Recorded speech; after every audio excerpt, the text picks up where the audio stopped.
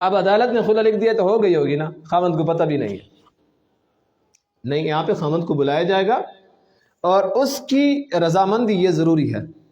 پھر اس دوران جو ہے بیوی حق مار واپس کرتی ہے یا حق مار سے کچھ زائد دیتی ہے اپنے خاوند کو تو یہ دیا جا سکتا ہے. فلا جناح علیہما فیما افتدت بہ، تو اس میں ان پر کوئی گناہ نہیں کہ عورت کچھ دلا کر شوہر سے اپنا پیچھے چھڑا لے، اپنا پیچھے چھڑا لے، دے سکتی ہے. نبی کریم صلی اللہ علیہ وسلم کے زمانے میں حضرت جمیلہ رضی اللہ تعالی عنہ، ان کا نکاح حضرت ثابت بن قیس رضی اللہ تعالیٰ عنہ سے ہوا.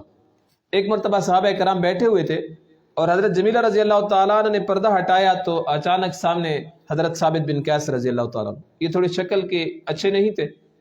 تو حضرت جمیلہ رضی اللہ تعالیٰ عنہ نبی کریم صلی اللہ علیہ وسلم سے کہیں گے یا رسول اللہ میں اس سے جان چھڑانا چاہتی ہوں. نبی کریم صلی اللہ علیہ وسلم نے فرمایا اس کے اخلاق پہ کوئی کمی ہے؟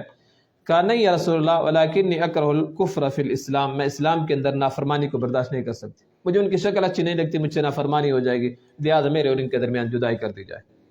تو نبی کریم صلی اللہ علیہ وسلم نے فرمایا انہوں نے یعنی حضرت ثابت رضی اللہ تعالیٰ عنہ نے حق مار میں جو تمہیں باغ دیا تھا کیا تم وہی واپس کرو گے اگر خلا دے دے؟ تو اس نے کہا یا رسول اللہ وہ بھی دوں گی، اگر کچھ اور مانگے تو وہ بھی دوں گی. تو پھر نبی کریم صلی اللہ علیہ وسلم نے ان دونوں کے درمیان جدائی کر دی.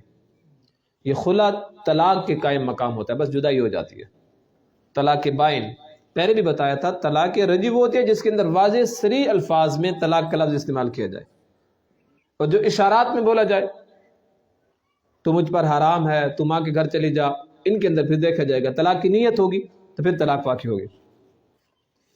اور ایک اور مسئلہ یہاں پہ ہے کہ طلاق بالمال بھی ہے ایک طلاق کی قسم، کہ خاوند مطالبہ کرے کہ تو میرے پاس اتنا پیسہ لے آ میں تجھے طلاق دیتا ہوں. آپس میں نہیں بن رہی نا، خاوند نے مطالبہ کر دیا مجھے اتنا سونا دے دے یا مجھے اتنے پیسے دے دے میں آپ کو طلاق دیتا ہوں، یہ بھی جائز ہے. ان کے آپس کی رضامندی کے ساتھ عورت اس کو مال دے دے گی اور یہ اس کو طلاق دے دے گا. یہ ساری باتیں بیان کرنے کے بعد اللہ تبارک و تعالیٰ نے فرمایا تلک حدود اللہ، یہ حد بندیاں اللہ تعالیٰ کی طرف سے ہیں. فلا تعتدوها، ان سے باہر مت جانا.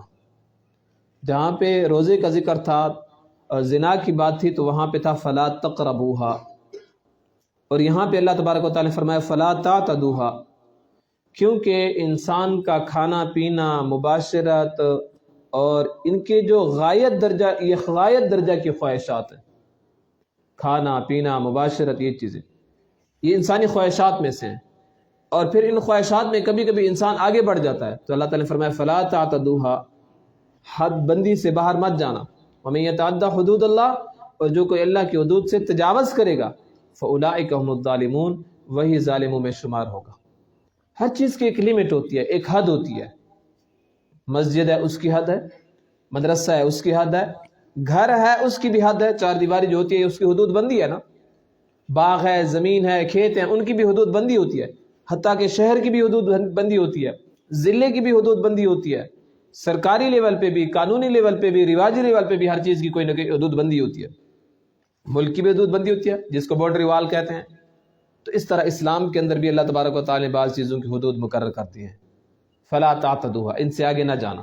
ومن یتعدی حدود اللہ، اور جو کوئی ان حدود سے، اللہ کی حدود سے تجاوز کرے گا فاولئک هم الظالمون، وہی ظالموں میں شمار ہوگا.